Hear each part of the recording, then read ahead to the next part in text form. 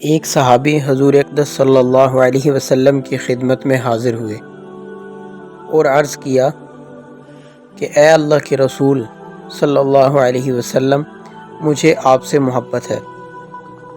حضور اقدس صلی اللہ علیہ وسلم نے فرمایا، دیکھ کیا کہتا ہے۔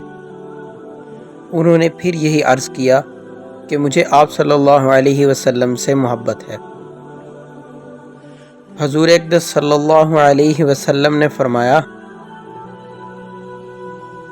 کہ دیکھ کیا کہتا ہے، تو انہوں نے پھر یہی ارشاد فرمایا۔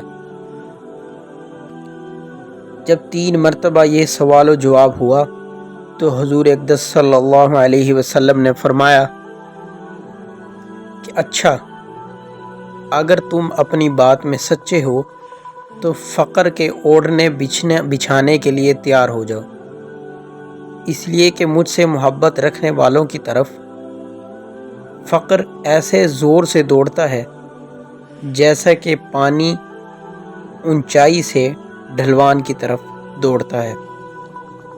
یہی وجہ ہے کہ حضرت صحابہ اکرام رضی اللہ تعالی عنہم اجمعین اکثر فقر و فاقہ میں رہے ہیں، اکابر صوفیہ فقہاوی تونگری میں زیادہ رہے ہیں۔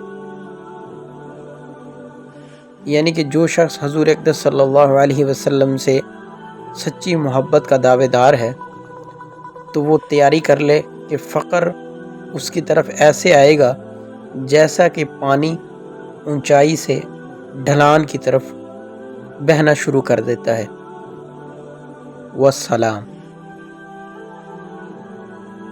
ایک صحابی حضور اقدس صلی اللہ علیہ وسلم کی خدمت میں حاضر ہوئے اور عرض کیا کہ اے اللہ کے رسول صلی اللہ علیہ وسلم، مجھے آپ سے محبت ہے۔